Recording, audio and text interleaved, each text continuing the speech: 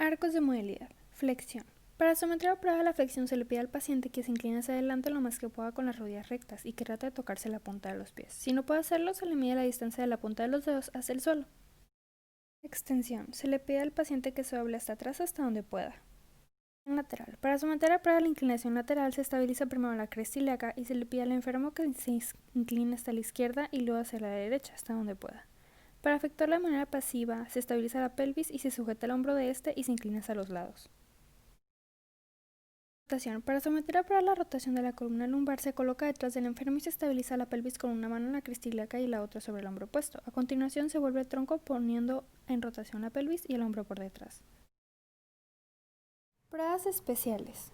Prueba para estirar la médula espinal o el nervio ciático. Prueba de elevación de la pierna extendida. Busca reproducir el dolor del dorso o pierna. Paciente en decúbito supino se levanta la pierna en extensión hacia arriba con sostén en el calcáneo y otra toma sobre rodilla. Si la elevación es dolorosa por dolor ciático, es en toda la pierna. En el punto en el que duele, baja la pierna y realiza dorsiflexión del pie para estirar nervio. Si hay dolor, es positivo. En ese caso se le pide al paciente que localice el sitio de dolor. Prueba de elevación de la pierna sana extendida. Con paciente en posición supina se le pide que eleve la pierna que no está alterada. Si se queja de dolor dorsal y ciático en el lado opuesto, habrá otra prueba más de presunción de lesión que ocupe espacio. Prueba de Hoover. Establece si el paciente simula señalar que no puede levantar la pierna. Conforme se trata de elevar la pierna del enfermo, se ahueca una mano debajo del calcáneo del pie opuesto. Cuando lo intente levantar, se efectúa una presión sobre el calcáneo de la pierna opuesta para obtener apoyo. Prueba de Kernig. Con el paciente en decúbito supino en la mesa de exploraciones, pone dos manos detrás de la cabeza para flexionar forzadamente. El dolor indica irritación meningia, afección de las raíces nerviosas o irritación de la túnica de la dura madre. Pruebas para aumentar la presión intratecal. Prueba de Milgram. El paciente se encuentra en decúbito supino con las piernas rectas y las eleva a una posición de 5 centímetros desde la mesa y se le pide que la sostenga. Esta maniobra estira el psoas ilíaco y los músculos abdominales anteriores, aumentando la presión intratecal. Si la prueba presenta dolor, es positiva y presenta alteraciones patológicas intratecales. Prueba de Knapp-Seeger. Busca aumentar la presión intratecal al elevar la presión del líquido cefalorraquídeo de la médula espinal. Se comprime con suavidad las venas yugulares durante 10 segundos hasta que empiece a enrojecerse la cara del paciente y se le pide que tosa. Si la tos produce dolor, hay alteraciones patológicas. Prueba de Valsalva. Paciente hace esfuerzo como si tratara de evacuar el intestino. Si produce dolor, hay alteración patológica. Pruebas de estremecimiento de la articulación sacroiliaca. Prueba de estremecimiento pélvico. Paciente en decúbito supino se colocan manos sobre crestas ilíacas con los pulgares en contacto con las espinas y las palmas en los tubérculos. Después se comprime semedial. Si hay dolor, puede haber una alteración patológica en la articulación. Prueba de Gaensling. Paciente en decúbito supino lleva las piernas hacia el tórax. A continuación se cambia hacia un lado de la mesa, de modo que en una región glútea sobresalga por el borde de la misma en tanto la otra se quede en ella. Deje que la pierna que no tiene sostén caiga sobre el borde, en tanto se conserva flexión en la pierna opuesta. Las quejas de dolor subsiguiente en la región de la articulación sacroiliaca son indicación de la alteración patológica en dicha región. Prueba de Patrick o Faber. Se le pide al paciente que se conserve en decúbito supino sobre la mesa de exploraciones y coloque el pie del lado afectado sobre la rodilla opuesta. La articulación de la cadera se encuentra en flexión, abducción y rotación externa. Para someter a tensión se coloca una mano sobre la articulación de la rodilla y otra sobre la espina ilíaca anterior y superior del lado opuesto. Se hace presión hacia abajo. Es positivo si hay dolor. Exploración neurológica. Exploración de toda la extremidad inferior, puesto que las alteraciones patológicas de la médula espinal o cola de caballo, como hernias de disco, tumores y arrancamiento de raíces nerviosas, se manifiestan a menudo en la propia extremidad baja. Se pierde los reflejos, sensibilidad y poder muscular. Por lo tanto, esta exploración describe las relaciones clínicas entre músculos, reflejos y áreas sensitivas diversos de la extremidad inferior y sus niveles particulares en la médula, de modo que se pueden lograr el descubrimiento y la localización de los problemas de la médula espinal con precisión y facilidad relativa. Exploración por las líneas neurológicas. Cada nivel se podrá someter a prueba músculos, reflejos y zonas sensitivas que reciben inervación más específica desde dicho nivel. No es exploración de la zona lumbar en sí. Niveles neurológicos D12, L1, L2 y L3. Prueba muscular, psoas ilíaco. Este es el flexor principal de la cadera. Para someter la prueba, hacemos que el paciente se siente al borde de la camilla con las piernas colgando. Estabilizamos primero la pelvis con una mano sobre la cresta ilíaca y pidamos que eleve de manera activa el muslo de la camilla. Colocamos la mano sobre la porción femoral distal de la rodilla y pidamos que eleve el muslo más mientras que se resiste este movimiento. Una vez establecida la resistencia máxima que puede superar el enfermo, y comparamos con la otra pierna.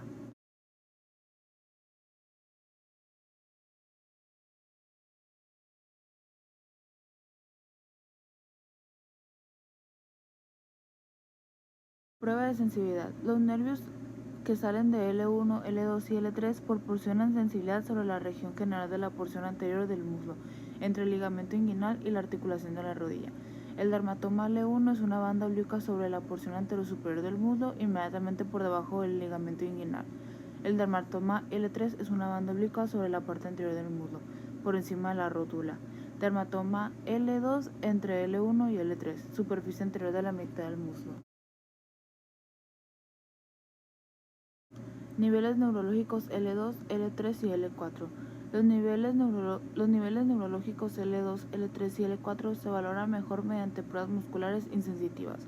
El reflejo rotuliano, aunque dependientemente de los demás niveles, es una esencia un reflejo de L4 y se investiga como tal. Prueba muscular. Cuádriceps. Para efectuar esta prueba, el enfermo debe estar sentado en el borde de la camilla. Estabilizamos el extremo distal del muslo y pidamos que extienda la rodilla, al mismo tiempo que se ofrece una resistencia a este movimiento.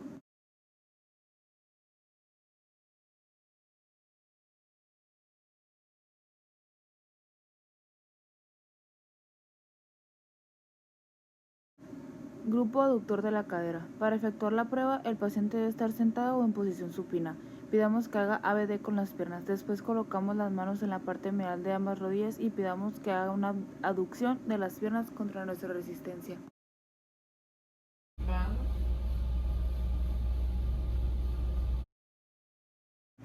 Nivel neurológico L4. Pruebas musculares. Tibial anterior. Aquí ofrecemos una resistencia a la dorsiflexión y a la inversión, hasta llegar al máximo.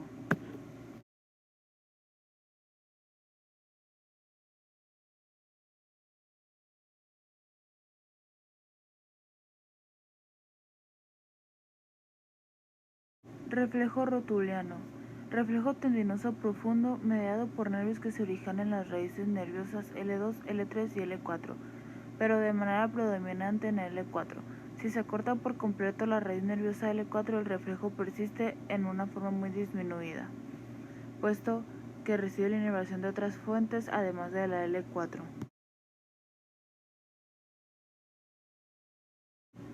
Prueba de sensibilidad. El dermatoma L4 cubre el lado medial de la pierna. La rodilla representa la división entre el dermatoma L3 arriba y el dermatoma L4 debajo. En la pierna, la cresta afilada de la tibia es la línea de división entre el dermatoma L4 en el lado medial y el dermatoma L5 en el lado lateral. Nivel neurológico L5. Pruebas musculares. Músculo extensor propio del dedo gordo. Coloque su pulgar sobre la superficie dorsal del pie del enfermo, de modo que deba hacer dorsiflexión con el dedo gordo para que pueda alcanzar su pulgar. Opónganse a este movimiento haciendo presión sobre el lecho ungual del dedo gordo.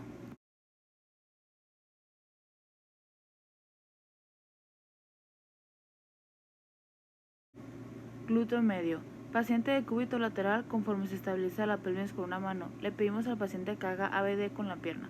Una vez que ha logrado la ABD completa, resístase a su movimiento haciendo presión contra el lado lateral del muslo a nivel de la articulación de la rodilla.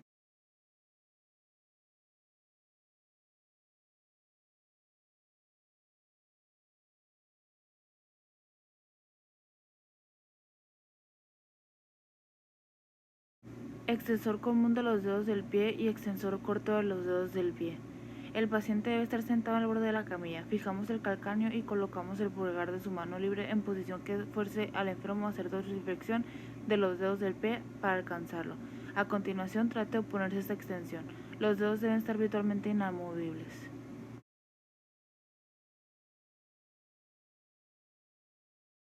Prueba de reflejos. En sí no existe ningún reflejo que desencadene el L5 con facilidad. Aunque el músculo tibial posterior tiene un reflejo, es difícil de obtenerlo y es superficial. Si después de haber efectuado las pruebas de sensibilidad y motoras no está clara la integridad del L5, podemos someter a prueba el tibial posterior. Sujetamos el cemento anterior del pie en unos cuantos grados de versión y dorsiflexión y aplicamos con el martillo de reflejos un golpecito en el tendón del músculo tibial posterior en el lado medial del pie, justamente antes de la inserción de este. Esta maniobra desencadena una reacción plantar pequeña de inversión. Sensibilidad. El dermatoma L5 cubre la parte lateral de la pierna y el dorso del pie. La cresta de la tibia representa la línea divisora entre los dermatomas L5 y L4. Nivel neurológico S1. Pruebas musculares. Músculos peroneos laterales largo y corto. Sujetamos el tobillo del paciente y pidamos que efectúe flexión plantar y eversión del pie, y ponemos resistencia haciendo presión contra la cabeza del quinto metatarsiano con la palma.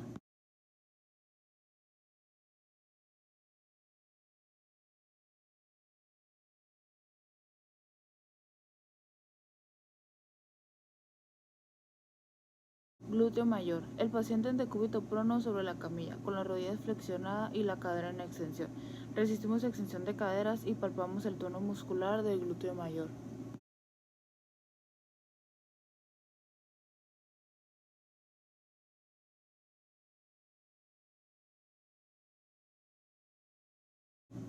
Reflejo de tendón de Aquiles. Es profundo, efectuado por los gemelos. Paciente estira ligeramente el tendón de Aquiles mediante la dorsiflexión suave. Aplicamos un golpecito con el martillo de reflejos en el tendón para inducir una reacción de flexión plantar involuntaria del pie. Prueba de sensibilidad. Cubre el malleolo lateral, lo mismo que el lado lateral y la superficie plantar.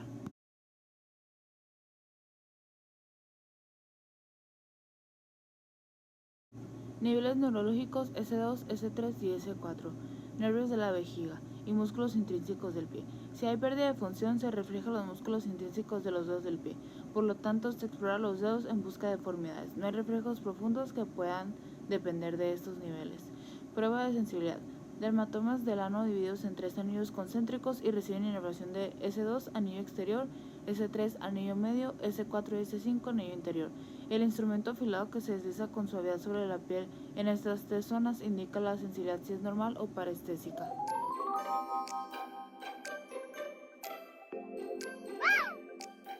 Para la prueba de los reflejos abdominales superiores, vamos a pedir al paciente que se acueste en decúbito supino sobre la mesa de exploración.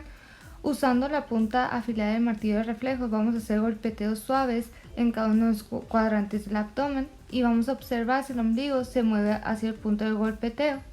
La falta de los reflejos abdominales indica lesión de la neurona motora superior. Los músculos abdominales son inervados de manera segmentaria. Los de arriba desde D7 hasta D10 y los de abajo desde D10 hasta L1. El reflejo cremasteriano superficial se desencadena mediante golpeteos en el lado interno de la parte superior del muslo con el extremo afilado del martillo de los reflejos. Si el reflejo está intacto, el saco estructural de este lado se desplaza hacia arriba al contraerse los músculos cremaster. La falta o reducción de ambos reflejos cremasterianos indica la lesión neurona motora superior.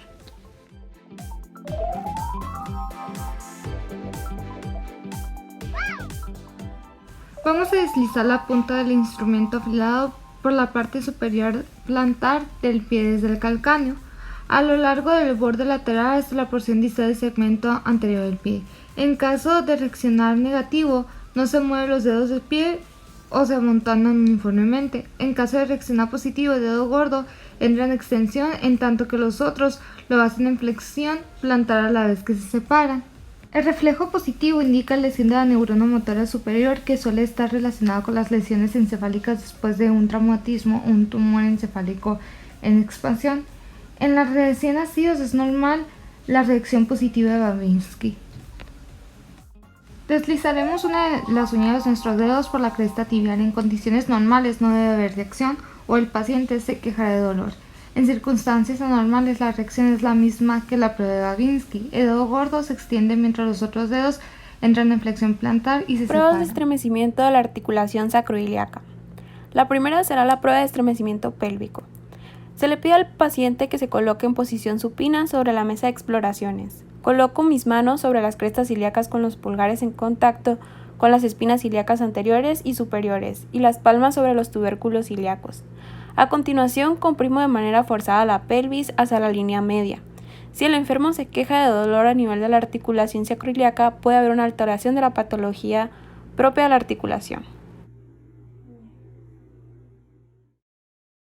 Se le pide al paciente que se acueste de cúbito supino sobre la mesa y que lleve ambas piernas hacia el tórax. A continuación, cámbielo hacia el lado de la mesa de modo que una región glútea sobresalga por el borde de la misma, en tanto que la otra quede en ella.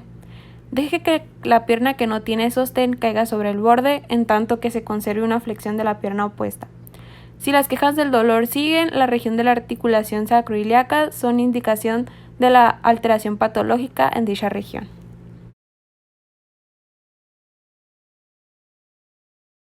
Prueba de Patrick. Paciente de cúbito supino, coloca el pie del lado afectado sobre la rodilla opuesta.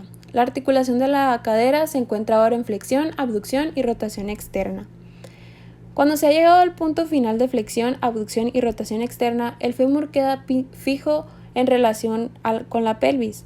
Para someter tensión a la articulación sacroiliaca, extienda los arcos de movilidad colocando una mano sobre la articulación de la rodilla en flexión y la otra sobre la espina ilíaca anterior y superior del lado opuesto.